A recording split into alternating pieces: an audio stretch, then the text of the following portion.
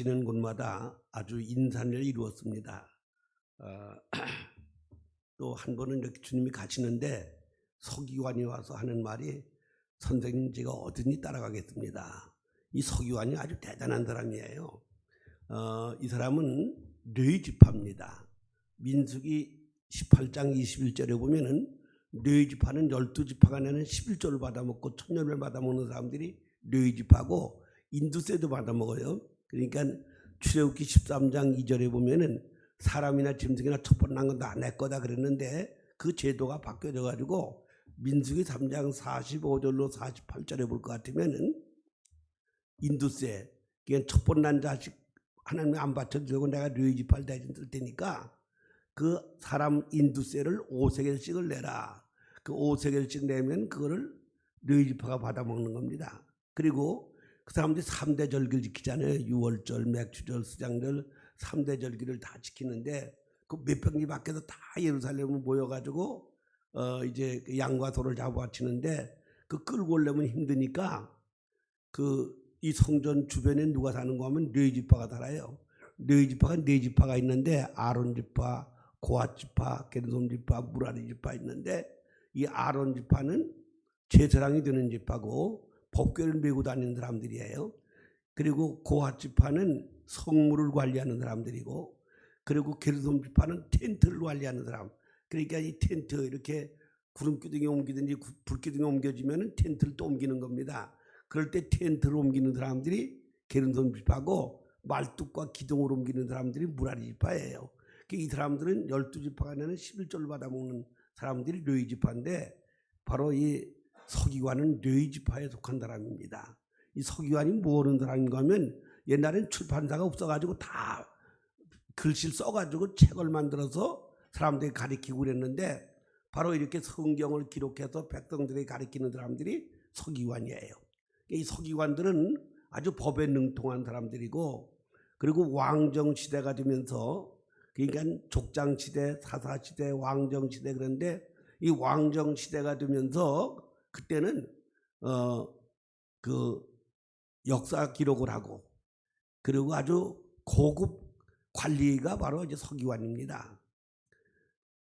그런데 이 서기관이 예수님 따라와서 어딘지 따라간다. 이거 얼마나 영광스러운 거예요. 근데 예수님이 너 따라올 필요가 없어. 여우도 울고 나는 새도 기들고 나와 따라와야 국물도 없다. 그런 얘기예요. 그리고 나서 한 사람 보고는 넌 날 따라라. 그러니까 이 사람이 제가 따라가고 싶지만 아버지 장례식이 있어요. 장례식 지내고 따라가겠어요. 이거 당연한 게 아니에요. 근데 예수님이 죽은 사람은 죽은 사람이 장례식을 지내게 놔두고 넌 날 따라라. 그렇게 말씀하셨어요. 그래서 오늘 이 본문을 가지고 잡는 자와 잡힌 자, 붙잡는 사람과 붙잡힌 사람, 붙잡는 사람이 더 좋겠어? 붙잡힌 사람이 더 좋겠어요? 예. 그 누가복음 그 16장 24절 25절에 보면은 부자가 지옥을 갔어요. 불 속에 가서 고생을 하는데 저 건너편에 보니까 자기 집 옆집에 있던 나사로가 그 낙원에서 아주 행복하게 사는 거예요. 그러니까 이 부자가 하는 말이 아버지 아브라함이여 나를 저 불꽃 중에서 나를 건져달라고 나사로 손끝에 물 한 방울을 찍어서 나를 서늘하게 해달라고 그랬어요. 물 한 방울도 안 된다는 거예요. 너는 세상에서 좋은 거 다 받았지만 나사로는 고난 받았기 때문에 나사로는 여기 살아야 되고 너는 거기 사는 게 마땅하다. 물 한 방울도 안 주시는 거예요. 예, 그러니까 이 부자는 붙잡는 신앙이고 나사로는 붙잡힌 신앙이라고 볼 수가 있습니다. 예, 이처럼 이 잡는 사람과 잡힌 자, 우리 신앙이 이 잡는 신앙인가 잡힌 신앙인가 오늘 말씀을 통해서 한번 우리 자신을 점검해보고 잡는 신앙도 잡힌 신앙이 되기를 주님의 이름으로 축원합니다.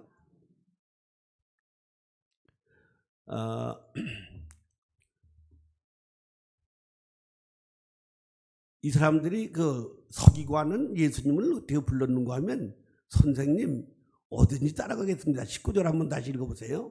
19절 써주세요. 예, 이렇게 얘기했어요. 한 서기관이 나와 예수께 이르되 선생님이여 어디로 가시는지 내가 따르겠습니다. 그러니까 선생님 뭐 옛날에도 김대중 선생, 뭐 김구 선생, 이제 민족의 이제 선생, 그럴 수 있죠. 선생님의 존경스러운 거 아닙니까? 이 선생은 가리키고 지도하는 사람이 선생님인데 예수 선생님 이제 그런 얘기예요. 어디든지 따라가겠습니다. 우리 교회에 저런 사람이 나온다 그러면 그러니까 청와대에서 근무한, 지금 말하면 용산에서 근무하는 사람과 같은 사람이죠. 이 서기관은 그렇게 아주 대단한 사람입니다. 그런 사람이 교회 나왔다. 자랑스러운 거죠. 그런데 예수님이 아주 한 칼로 끊어버렸어요. 여우도 굴이 있고 나는 데도 이렇게 뜰 곳이 있지만 인자는 머리 둘 곳이 없다. 그렇게 말씀하셨어요. 그런데 또 한 사람은 21절 한번 보세요. 21절. 제자 중에 또 한 사람이 이르되 주여 내가 먼저 가서 내 아버지를 장사하게 허락하옵소서. 이 사람은 예수님 보고 주여라고 그래서 주여. 예. 그랬는데 이 사람은 예수님이 붙잡고 놔주리라는 겁니다. 그러니까는 아까 그 서기관은 예수를 선생으로 봤고 이 사람은 제자는 이 사람은 주님으로 본 거예요. 이 주님으로 보는 건 나는 종입니다. 그런 뜻입니다. 우리 주님 그 말은 나는 종입니다. 이런 뜻인데 이 종은 어떤 사람이냐? 종은 산모의 삶을 살아야 돼요. 네, 첫째 자유가 없고 소유가 없고 영광이 없는 게 이게 바로 종입니다. 그래서 이 주여 그럴 땐 큐리에, 그리고 주님 그럴 땐 큐리오스 그랬는데 이 큐리오스라는 말, 주님이라는 말은 세 가지 개념을 가지고 있습니다. 이 선생은 생사하복의 권리가 없지만 종은 갖다 팔아먹을 수도 있고 죽여도 누가 말을 못하는 거. 이게 그 당시는 그런 주종관계라는 게 그런 겁니다. 노예 지에 갖다 팔아먹고 사오고 그러잖아요. 그래서 이 주종관계라고 하는 거, 이 선생과 제자 관계는 죽이고 살릴 수 그런 건 없어요.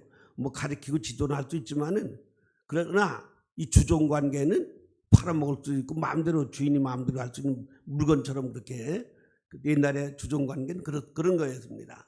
그러니까 우리가 예수님을 주님이라고 할 때는 자유가 없이 사는 거, 내가 하고 싶다고 하는 게 아니에요.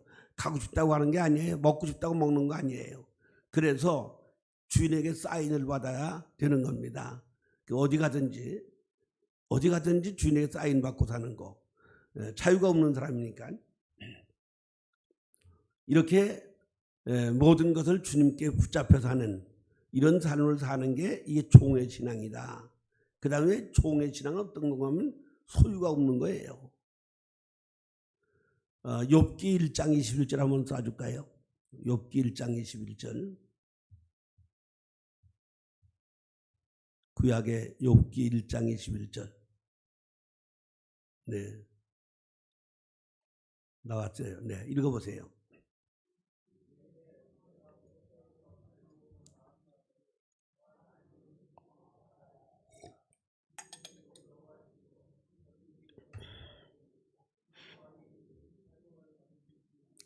아멘.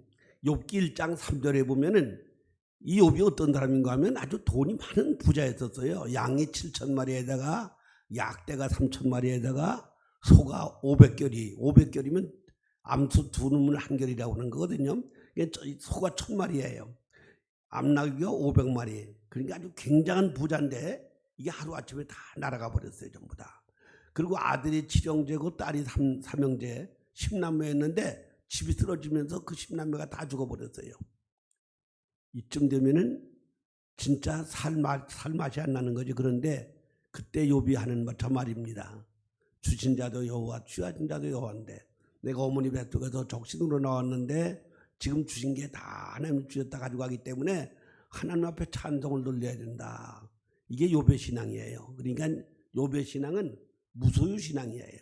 무소유 신앙. 그래서 전체가 다 하나님 거라고 생각하고 사는 그런 사람입니다. 사도행전 4장 32절로 5절 한번 읽어보실까요? 사도행전 4장 32절 35절로 쏴줘보세요.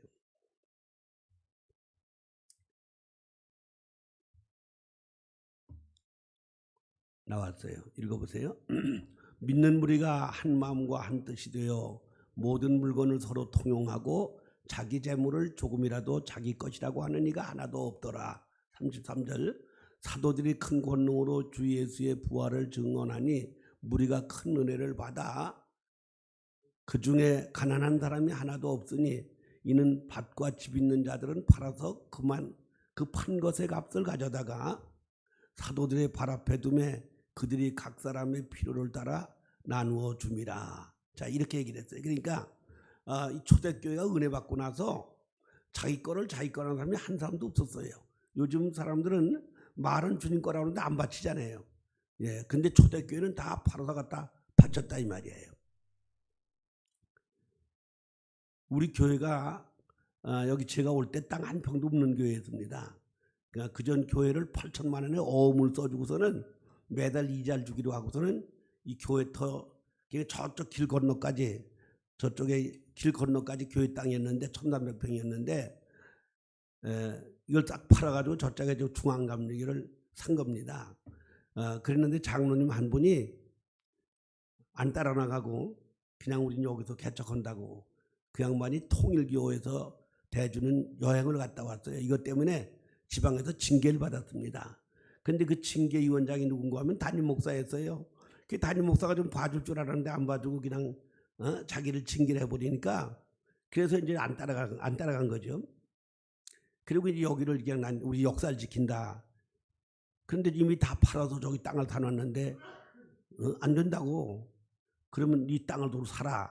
이래서 8천만 원을 어음을 써주고 돈도 없는데 이 교회 터만 저쪽은 다 놔두고 교회 터만 있는 것만 8천만 원의 어음을 써주고 사고 매달 이자를 물어주는 걸로 그렇게 계약을 썼어요. 그게 제가 왔을 때 이자가 늘어나가지고 1억을 달라고 소송을 제기해 왔었습니다. 그런데 이 교회가 그 빚을 다 갚고 3년 만에 이걸 진 거예요. 그때 다 집들 팔았어요. 여러 사람이 집을 팔았어요. 예. 제가 군산에 가서 4월 때 이만으로 개척을 시작했는데 6월 달에 갔는데 그 다음 5월 달에 기공 예배를 드렸는데 528석짜리 지금 이게 200석이니까 528석이면 이거 배는 되잖아요. 그런 교회를 2층으로 지었어요. 다 그 사람들도 집 바치고 땅 바치고 다 그래가지고 진 겁니다. 제가 한 해는 부흥회를 가는데 막 매주마다 교회 건축하는 거예요. 그런데 그땐 다 집 바치고 땅 바쳐가지고 교회를 지었어요. 요즘 교인들은 나가가지고 안 바치려고 그러는데 진짜 우리가 예수를 주님으로 믿는 신앙은 내 거 아니고 주님 거다. 이렇게 믿는 신앙. 말만 그런 게 아니라 팔아 갖다 바쳐가지고 핍절한 사람이 하나도 없었다고 그렇게 말씀했습니다. 그래서 이렇게 주종관계 모든 소유가 주님 거다. 자, 성경 한번 더 보겠어요. 누가복음 14장 33절 한번 보세요. 누가복음 14장 33절.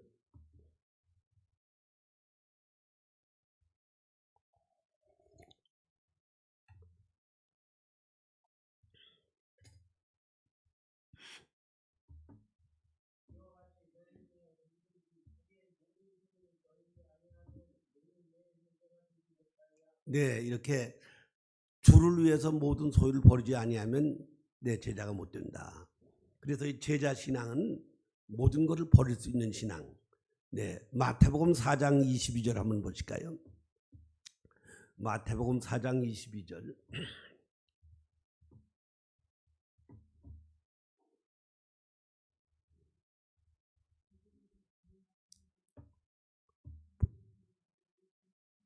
네, 그 예수님이 따라와라 그러니까 배도 버리고 아버지도 버리고 따라갔죠. 인간적으로 보면 아주 미친 놈들이고, 아니 못된 놈들이지 어떻게 아버지도 버리고 가냐고요. 그런데 이런 결단이 있어야 예수님은 아버지보다도 더 귀한 분, 어머니보다도 귀한 분, 아들 딸보다도 귀한 분이라고 생각을 해야 돼요. 왜 그런가 하면 아버지는 내 대신 죽지 못하셨는데 예수님 우리 대신 우리를 위해서 죽으신 분이기 때문에 그래서 이 자식보다도 부모보다도 사랑하는 그런 마음을 가져야 됩니다. 마태복음 10장 37절 한번 더 보세요. 마태복음 10장 37절.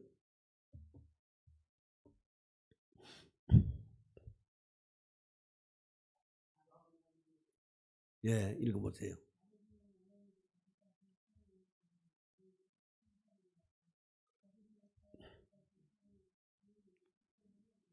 네, 이렇게 부모보다도 자식보다도 예수를 더 사랑하는 마음을 가져야 이게 믿음이다, 이제 그런 얘기예요. 근데 저게 어떻게 가능합니까? 그러니까 하나님의 아들이 나를 구원하시려고 대신 죽어주신 걸 믿는 믿음을 가지면은 이게 가능해지는 겁니다. 그래서 이렇게 부모도 직장도 버릴 수 있는 마태복음 9장 9절 한번 보실까요? 마태복음 9장 9절.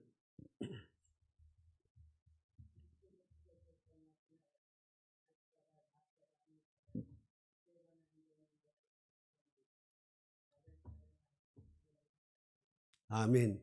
이게 마태가 바로 세관원이었습니다. 세관원이 뭐예요? 돈 거두는데 그 돈 잘 벌리는 데죠. 아주 직장이 좋은 직장인데 그 세관에 앉아 있었는데 날 따라라 그러니까 마태가 따라갔다는 거죠. 이렇게 우리가 예수님을 위해서는 직장도 포기할 수 있고 부모도 자식도 초월할 수 있는 이런 믿음이 있어야 이게 바로 제자 신앙이 되는 거고 이게 종의 신앙이 되는 겁니다. 한 것만 더 보겠어요. 누가복음 14장 26절 한번 보세요. 14장 26절.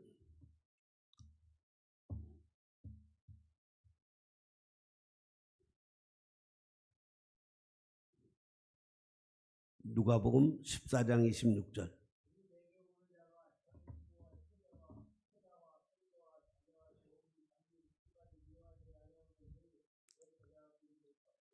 네, 이렇게 이 부모 형제를 초월할 수 있는 믿음이 돼야 된다.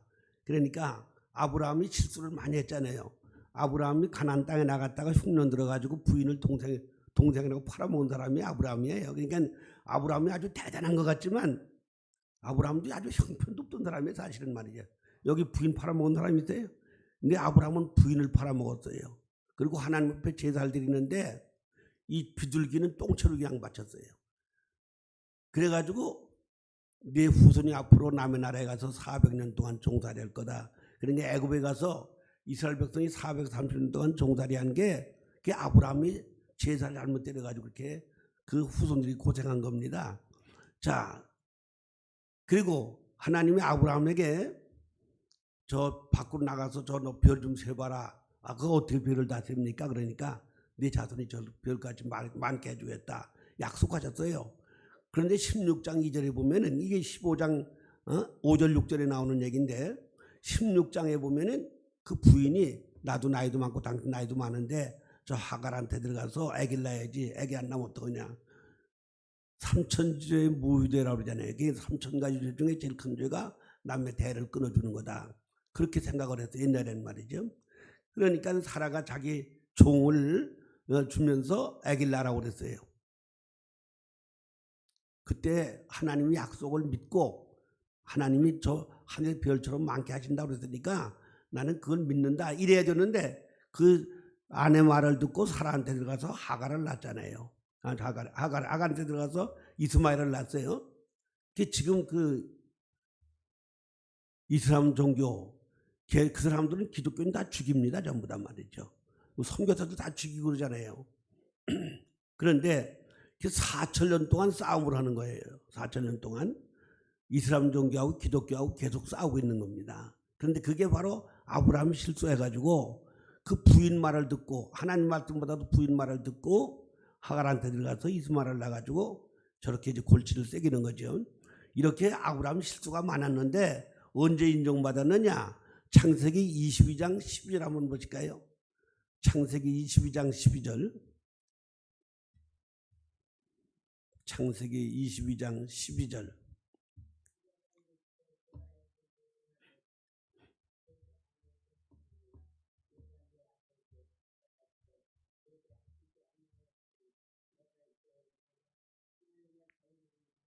아멘. 이제야 네가 나를 경외한 줄 알겠다. 그러니까 그 독자 이삭을 바치는 바람에 그때부터 인정을 받은 것처럼 이렇게 주종 관계라고 하는 것은 전체를 주인 위에서 하는 이런 마음을 가져서 하는 거지. 아들도 주님 거다 이렇게 생각을 했기 때문에 아브라함이 저 때는 부인하고 상의도 안 하고 그냥 그 이삭을 데려가는데 이삭이 하는 말이 아버지 왜 염소는 어디 있습니까? 양이 어디 있습니까? 하나님께 바칠 제물이 어디 있냐고 그럴 때 너라고 안 그러고 하나님 예비했다. 그리고 산에 올라가서 얘기를 했어요. 그러니까 부인하고도 상의를 안 하고 그냥 데려간 거예요. 그때 만일 부인한테 얘기했으면 부인이 데려가게 하겠어요? 못 데려가게 하지. 각을 떠가지고 불에 떼고 바치는 게 이게 번제인데 그 어떻게 그렇게 하겠어요? 신학교도 안 보내려고 그러는데 말이죠. 그래서 아브라함이 부인하고 상의를 안 하고 그냥 데려갔어요. 이게 이제 알려져가지고 그 사라가 그걸 찾아 나신 거예요. 거기가 사흘길이라고 그랬잖아요. 그리고 뭐 밖에 한 번도 안 나가던 사라가 알 수가 없잖아요. 그거 찾아 헤매다가 죽어버렸어요. 그래서 창세기 22장에 저 이삭의 사건이 나오는데 창세기 23장 1절 한번 보세요. 사라가 그때 죽은 거예요. 바로 죽은 게 그래서 죽었다는 거예요.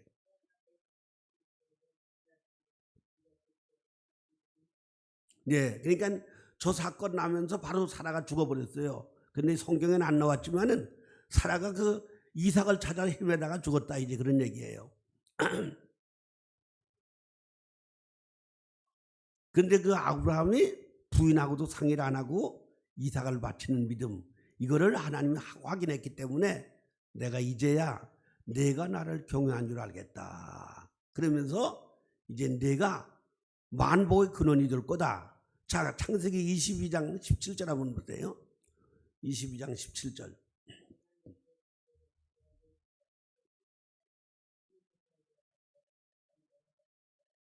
아멘. 자, 이렇게 너를 복을 줘서 네 씨가 크게 번성하여 하늘의 별과 같고 바닷가의 모래같이 내가 해주겠다.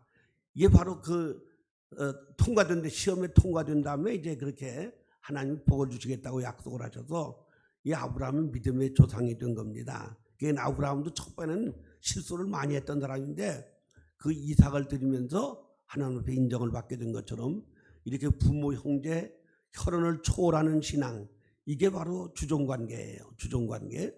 자, 그 다음에 그 종이라는 것은 어떤 뜻이냐? 자기 영광을 위해 자기를 위해서 하는 게 아니라 주님의 영광을 위해서 하는 게 이게 주종관계예요. 그래서 우리가 예수님을 주님이라고 할 때는 나는 종입니다. 그런데 이 종은 자기 위해서 하는 게 아니에요. 주인 위해서 하는 게 종이지. 그렇기 때문에 하나님이 우리 인간을 자기 형상대로 만드시고 모든 만물을 맡기면서 다스리고 정복해라. 이렇게 모든 걸 다 맡기고 만물의 영장으로 만드신 이유가 뭐냐? 이사야 43장 7절에 보면은 하나님께 영광을 돌리게 하려고 이렇게 만들었다. 이사야 43장 21절에는 나에게 찬송을 돌리게 하려고 만물의 영장으로 만들었다. 그렇게 말씀하십니다. 그래서 어떻게 하나님을 영화롭게 할까? 우리는 아침에 새벽기도 나와서 하나님 오늘도 하나님을 영화롭게 한 하루가 되게 하옵소서. 이제 그런 기도를 해야 돼요. 이렇게 하나님을 어떻게 기쁘게 영화롭게 할까? 이렇게 살면은 하나님이 우리 필요한 걸 다 채워주시는 겁니다. 네. 자, 고린도전서 6장 20절 한 번만 더 보고 마치겠습니다. 고린도전서 6장 20절.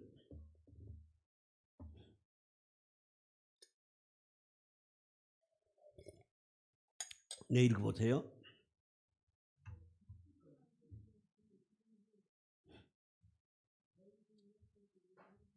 아멘. 값으로 산 것이 됐으니 무슨 값이에요? 예수님 피값으로 우리 몸을 샀다 이 말이에요. 이 성경이 누굴 거야 이거? 이거 제 거예요. 왜? 내가 돈을 줬으니까. 이처럼 저기 가게에 있던 것도 돈을 주면 그 사람 거가 되는 것처럼 우리 몸값을 예수님이 지불했다 그런 얘기예요. 그렇기 때문에 우리 몸으로 어떻게 주님을 기쁘게 해드릴까? 이렇게 살면은 하나님이 먹고 사는 모든 데 다 책임지신다는 거 아닙니까?